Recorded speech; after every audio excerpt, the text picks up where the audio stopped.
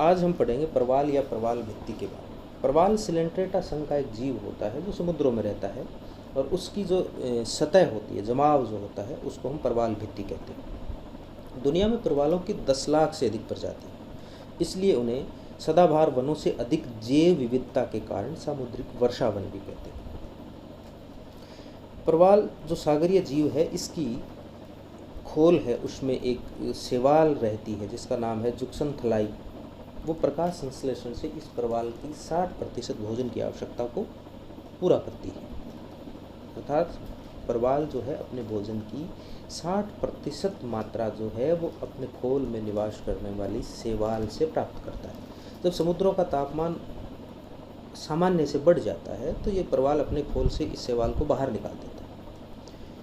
निकाल देता है तो भोजन की कमी हो जाती है, जिसकी वजह से प्रवाल का जो कलर है वो सफ़ेद हो जाता है और समुद्र में वो प्रवाल भित्ति सफ़ेद रंग की चादर जैसी दिखाई देने लगती है। प्रवाल मर जाते हैं।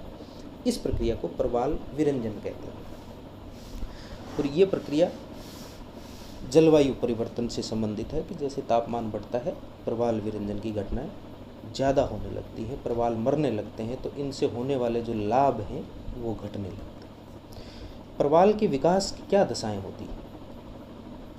प्रवाल विकास के लिए 20 से 21 डिग्री सेंटीग्रेड तापमान की आवश्यकता होती है। ये उष्णकटिबंधीय सागरों में पैदा होते हैं। 60 से 77 मीटर तक प्रकाश पहुंचने के कारण जीवित रह सकते हैं।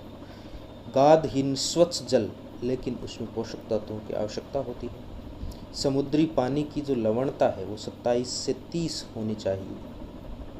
पोषक तत्वों से रहित नदी जल में विकास नहीं कर सकते, केवल समुद्रों में पाए जाते हैं। शांत व स्थिर की बजाय धाराओं एवं तरंग युक्त जल भोजन प्रवाह के कारण अधिक उपयोगी है। लेगून और बंद सागरों में विकास नहीं होता क्योंकि जल प्रवाह नहीं होता, इसलिए वहाँ भोजन की कमी हो जाती है।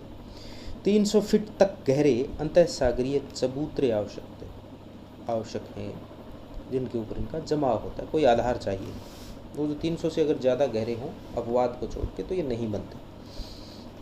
सागर का तापमान 1 डिग्री सेंटीग्रेड बढ़ने पर प्रवाल विरंजन की जो प्रक्रिया है प्रारंभ हो जाती है। प्रवाल विरंजन से सबसे अधिक नुकसान हिंद महासागर में एल नीनो के कारण होता है। जलीय प्रदूषण के कारण भी प्रवाल नष्ट हो जाते हैं। वर्तमान में दुनिया में 60% प्रवाल की जो प्रजातियां हैं वो संकटग्रस्त हैं और 10% प्रवाल की प्रजातियां नष्ट हो चुकी हैं। इन प्रवालों से बनने वाली जो भित्तियां हैं वो 3 प्रकार की होती हैं। एक होती है तटीय प्रवाल भित्ति। महाद्वीप या द्वीप के जो किनारे होते हैं वहाँ पे बनती है। तट की ओर इनका ढाल है मंद होता है, सागर की ओर खड़ा होता है। ऊपरी सतह जो होती है वो ऊबड़ खाबड़ होती है, लंबी और संकरी होती है। स्थल भाग एवं इसके बीच यानी प्रवाल भित्ति और स्थल के बीच एक पानी का जो चैनल बनता है उसको बोट चैनल कहते हैं।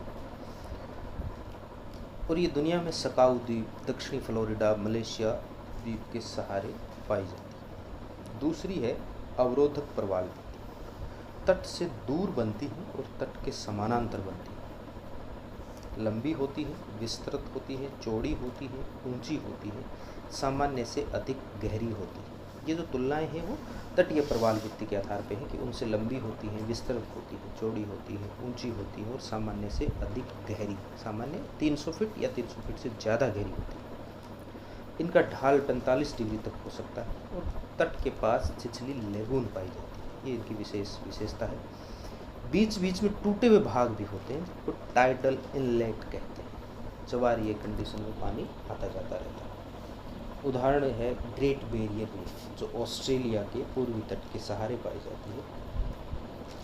इस ग्रेट बैरियर रीफ का विस्तार जो है वो 9 डिग्री दक्षिणी से लेकर 22 डिग्री दक्षिणी अक्षांश के बीच है। ये 1200 मील लंबी है। ऑस्ट्रेलियन तट से उत्तर की दिशा में ये 128 किलोमीटर दूर है और दक्षिण में ये 11 किलोमीटर दूर है। अर्थात दक्षिण में ये तट के पास है और उत्तर में तट से ज़्यादा दूर है।